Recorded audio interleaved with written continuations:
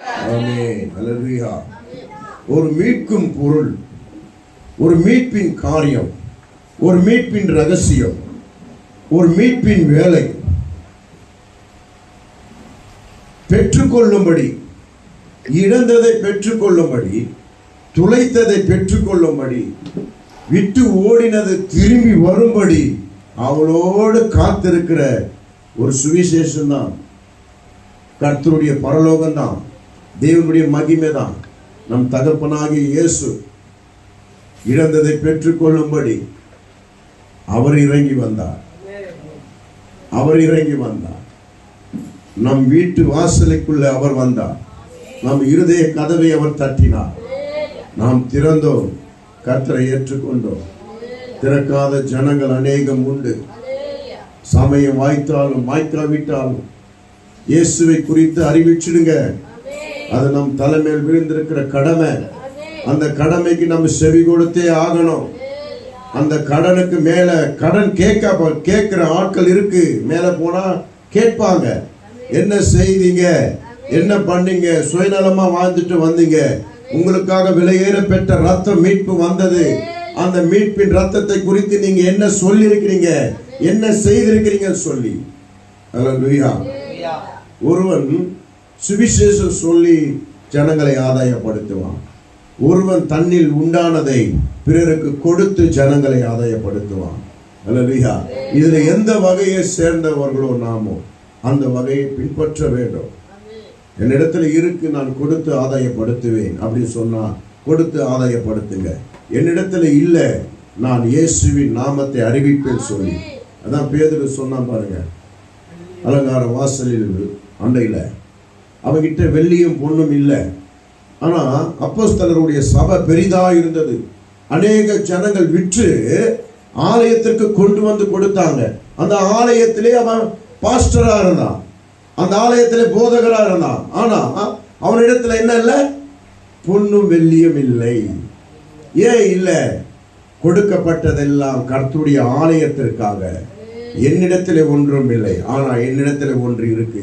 நசரனாகிய இயேசுவின் நாமத்தினாலே எழுந்து நடன்னு சொன்ன வார்த்தையின்படி அவன் எழுந்து நடந்தான். கர்த்தர் உங்க நாவிலே அதிகாரத்தை கொடுத்திருக்கிறார். கர்த்தர் உங்க நாவிலே சுகத்தை கொடுத்திருக்கிறார். கர்த்தர் உங்க நாவிலே இருதயத்தை கீழ்க்கும்படியான பட்டயத்தை கொடுத்திருக்கிறார். நீங்க சும்மா இருக்காதீங்க, பேசுங்க, சொல்லுங்க, அறிவிங்க. கர்த்தர் செய்வதை நீங்க பார்ப்பீங்க. நாம் பேசினாதான் அவர் செய்வார். நான் சும்மா இருந்தா எப்படி அவர் செய்வார்? நாம் பேசணும், வாயை திறந்து. நான் வாயை திறந்து பேசணும். எனக்கு உண்டானதை யாருன்னா தூக்கிட்டு ஓடினா ரோட்ல வந்து கத்துறோம் இல்லைங்களா? அதே போல பரலோகத்திற்கு உண்டான ஆத்துமாக்களை சத்துரு பிடுங்கி ஓடுவதை கண்டு அதை காட்டில 1000 மடங்கு வைராக்கியம் கொள்ள வேண்டும். அல்லேலூயா. எதை குறித்து கவலைப்படக்கூடாது. அவன் தான் தேவனுடைய பிள்ளையா இருப்பான். நீங்க ஏதாவது குறிச்சு கவலைப்படுறீங்களா? சொல்லுங்க, கவலைப்படுறீங்களா? யாரும் எந்த கவலையும் இல்லாத மனுஷராக எந்த கவலையும் இல்லை. கர்த்தர் உங்களை ஆசீர்வதிப்பார். அல்லேலூயா. பக்கத்தில் இருக்கிறவங்க பார்த்து சொல்லுங்க, நீங்க சுவிசேஷம் சொன்னீங்களா இன்னைக்கு? கேளுங்க.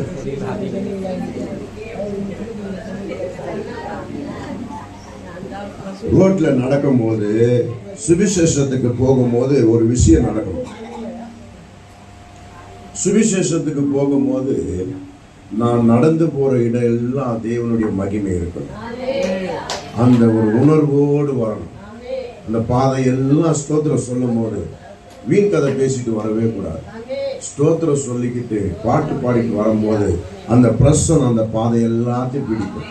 அந்த வழியில நிற்கிற வீட்டு வாசல், எத்தனை வாசல் இருந்தது பாத்தீங்களா? நம்ம நடந்து வர வழியில அந்த வாசல் இருக்கிற தத்திரங்கள் எல்லாம் கர்த்தர் விலக்கி போடுவார். அந்த குடும்பத்துக்கு ஒரு நன்மை உண்டாகும். அந்த குடும்பம் அறிஞ்சிக்கும், கர்த்தர் இயேசுவாலதான் எனக்கு நன்மை உண்டாச்சு. அல்லேலூயா. அப்போ நம்ம ஒரு இடம் போறோம்னா அந்த இடத்துல விளையாட்டா இருக்கக்கூடாது, வீண் கதையா இருக்கக்கூடாது. ஒரு முழு மூச்சியோடு தன் பலத்தோடு செயல்பட கற்றுக்கணும். பலத்தோடு செயல்பட கற்றுக்கணும். ஒரு 50,000 ரூபாய் கொடுத்து ஒரு பிசினஸ் பண்றீங்க, விளையாட்டமா உட்காந்துப்பீங்க. வீட்டுல பொறுமையா போய் திறக்கலாம், பொறுமையா பண்ணலாம் அப்படின்னு உட்காந்துருப்பீங்க. காலையில அச்சு புச்சுன்னு எழுந்து வந்து வியாபாரம் ஆகுதோ இல்லையோ, கடை திறந்து உக்காடுறோமா இல்லையா? எதுக்காகன்னா 50,000 போட்டிருக்கிறேன்னு. என்னது 50,000 போட்டிருக்கேன், அதை எடுக்கணுமே, நல்லா பிசினஸ் வளரணுமே சொல்லி பணத்தின் ஆசையினால வைராக்கியமா ஓடி வந்து உட்காரும். ஆத்மா வாரம் நம்ம இடத்துல இருந்தாதான் அந்த வைராக்கியம் நம்ம இடத்துல வரும். அதுதான் ஆண்டவர் அவ்வளவு வியாதியும் அவ்வளவு பலவீனத்திலையும் அவ்வளவு வலியிலையும் அவர் என்ன சொல்றாரு? தாகமா இருக்கிறேன் என்று சொல்லுகிறார். எதை குறித்து தாகமா இருக்கிறார்? ஆத்துமா பாரத்தை குறித்து, ஆத்துமாக்களை குறித்து தாகமா இருக்கிறேன் என்று ஆண்டவர் சொன்னார். அந்த தாகம் வேற நம்மிடத்துல இருக்கணும். ஏன் என்கிட்ட இருக்கணும்? அது அவர் தேவனாச்சே, அவருக்குள்ளவே அது இருந்தா போதும். என்கிட்ட கொஞ்சம் இருந்தா போதும் மட்டும் நீங்க நினைக்காதீங்க. அந்த பலனால பேச வைத்த ஆவியானவர் எனக்குள்ள இருக்கிறபடினால அதே பலனும் அதே வைராக்கியமே என்கிட்ட இருக்கும். இயேசு வைராக்கியம் கொண்டது, அதே வைராக்கியம் என்னிடத்தில் இருக்கும். 3ஆம் நாளிலே இயேசுவை உயிரோடு எழுப்பின ஆவியானவர் எனக்குள்ள இருக்கிறபடினால அதே வைராக்கியம் எனக்குள்ள இருக்கும். இந்த வைராக்கியத்தோடு செயல்பட கற்றுக்கணும். அல்லேலூயா. குடும்பங்கள்ல முதல்ல பாரத்தோடு நீங்க ஜெபிக்கணும். அது கடக்குது, அது போகுது, அது வருது, அது பாவி அப்படின்னு சொன்னா அந்த பாவியோடு சேர்த்து நீயும் போயிடுவ பாவியா. அல்லேலூயா. அந்த பாவிகளுக்காக ஜெபிக்கத்தான் உன்னை ஆண்டவர் அபிஷேகம் பண்ணிருக்கிறார். பாவிகளை மீட்கும்படிதான் ஆண்டவர் உன்னை அழைத்திருக்கிறார். அல்லேலூயா. அவர் நகரத்துக்குள்ளே பிரவேசிக்கும் போது குருத்தோலைகளை போட்டாங்க. என்ன போட்டாங்க? ஆனா உண்மையா என்ன தெரியுமா? அந்த ஈச்ச மரம் இலை இருக்கு தெரியுமா? ஈச்ச மரத்தின் இலை தான் விரித்தாங்க கர்த்தருக்கு. உண்மையா? ஏன்னா அங்க ஈச்ச மரம் தான், அது நீடித்த நாட்களா இருக்கும். அதுல இருக்கிற எல்லாமே பலன் தரும். அதோட ஓலை பலன் தரும், அதோட காய்கள் பலன் தரும், அதோடைய மரம் இருக்கு பாருங்க, கிளைகள், அது பலன் தரும். ஒண்ணு கூட வீணா ஆகாது. அந்த ஈச்ச மரங்களும் கிளைகளை உடைத்து அவருக்கு முன்பாக விரித்தார்கள். அந்த ஈச்ச மரம் உடைக்கும் போது துளிர் விடுகிற களைகளை உடைத்தார்கள், பலன் கொடுக்கிற களைகளை உடைத்தார்கள். பலன் கொடுக்கிறது எனக்கு அல்ல, கர்த்தருக்காக கொடுக்கிறோம் சொல்லி அதை பலன் கொடுக்கிற களைகளை உடைத்து அவருக்கு போட்டாங்க. அல்லேலூயா. அதுதான் உண்மையான கர்த்தர் மேல் வைக்கிற அன்பு. உண்மையான கர்த்தர் மேல் அன்பு. அதாவது சில பேர் வளரும், அந்த கலையை உடைக்காத, அது வளரும், இனிமேட்டு வளரும், அது கனி கொடுக்கும், அதை உடைக்காத. அவர் இயேசுதான் அதோ கீழே காஞ்ச அதை உடை அப்படின்லாம் சொல்லல. பலன் கொடுக்கிறதை உடை, அது கர்த்தருக்காக வேண்டும். யாரும் ஏறப்படாத கழுதையை பிடி, அது கர்த்தருக்காக வேண்டும். நீ கர்த்தருக்காக வேண்டும் என்று சொன்னா உன்னை எதிர்த்து பேசுகிற மனுஷன் இருக்க மாட்டான், அவன் விட்டு விடுவார் என்று ஆண்டவர் சொல்லுகிறார். அப்போ கர்த்தர் என்று வார்த்தை வரும்பொழுது, ஆண்டவருக்கு என்று வரும்போது ஒருவன் உன்னை எதிர்த்து பேச மாட்டான். நீ வைராக்கியத்தோடு செயல்பட கற்றுக்கோ. முதல் பலனை அவருக்கு கொடுக்க கற்றுக்கோ. கர்த்தர் உன்னை ஆசீர்வதிப்பார். அவர் நகரத்துக்குள்ளே பிரவேசிக்கிற காரியம் என்ன?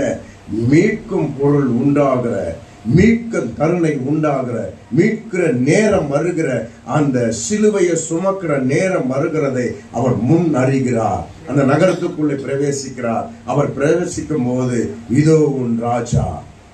சொல்லுங்க, இதோ உன் ராஜா. ஆமா, ஏன் இதோ உன் ராஜா சொல்லப்படுகிறது? அடிக்கப்பட்டவனே அந்த பார்வோன மேல வந்து இவர் இஸ்ரவேலின் ராஜா அப்படின்னு எழுதணும். அது யாரும் அவனுக்கு சொல்லிக் கொடுக்கல.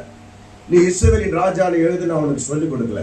ஆனா அங்க இருக்கிற பரிசேயரும் சதுசேயரும் ஏன் இந்த மாதிரி எழுதுறீங்க அப்படின்னு சொன்ன உடனே எனக்கு தோணுச்சு, நான் எழுதி அடிச்சேன், அவ்வளவுதான். போ, அதை மாற்ற முடியாது, அதை மாற்ற முடியாது. இவர் இஸ்ரவேலின் ராஜா. ஏன் ராஜான்னு அவரை குறிப்பிடுகிறார்கள்? ஏன் ராஜாவாய் அவர் சிலுவையில் அறையப்பட்டிருக்கிறார்? ஏனா நம்மளாலதான். நம்ம முன்னோடிகள். முதல் ராஜா யாருன்னு பார்த்தா சாமுவேல் தான். சாமுவேல் தான் முதல் ராஜா. அவன் தான் தீர்க்கதரிசி. அவன் தான் சரியான ஒரு வாழ்க்கை கர்த்தருக்காக வாழ்ந்து அவன் சரியான பாதையில் இருக்கும் போது ஜனங்கள் எல்லோரும் வந்து எங்களுக்கு ஏற்படுத்த ஒரு ராஜா, எங்களுக்கு கொடுக்க ஒரு எங்களை ஆளு ஒரு ராஜா நீங்க ஏற்படுத்தி தரணும்னு சொல்லி சாமுவேல் இடத்துல கேட்டாங்க.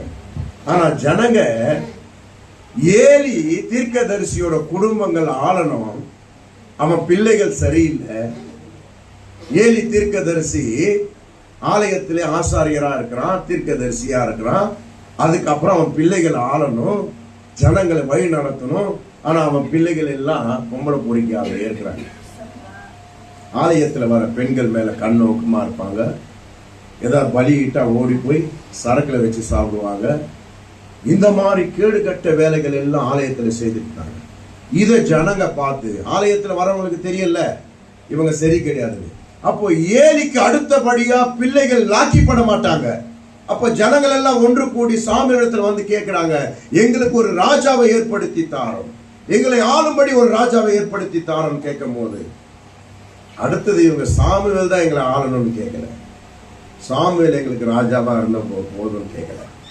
ஆனா அவங்க ராஜாவை கேட்ட உடனே சாமுவேல் துக்கம் கொண்டான். ஆண்டவர் சொன்னார், நான் இன்று முதல் அவர்களுக்கு ராஜாவை ஏற்படுத்துகிறேன், அவர்களை ஆளும்படி ஒரு ராஜாவை ஏற்படுத்துகிறேன். ராஜாவை ஏற்படுத்தி அநேக ராஜாக்கள் வந்தாங்க போனாங்க, சுயமா வாழ்ந்தாங்க. ஜனங்கள் விக்கிரக ஆராதனை சிதறடிக்கப்பட்டாங்க.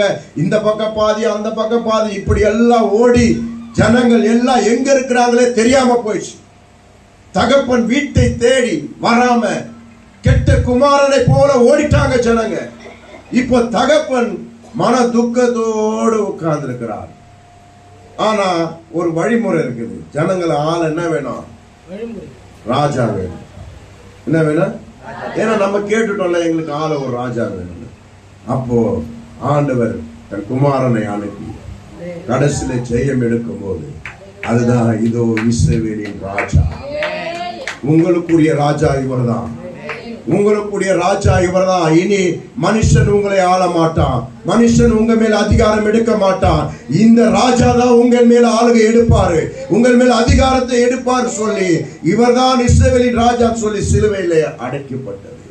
அல்லேலூயா, அல்லேலூயா, அல்லேலூயா. நல்ல சத்தமா தான் சொல்லுங்க. அல்லேலூயா.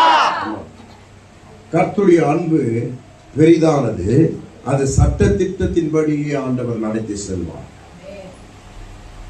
லூக்கா எழுதின புஸ்தகம் 15ஆம் அதிகாரம் 20ஆம் வசனத்தை வாசிக்கிறேன்.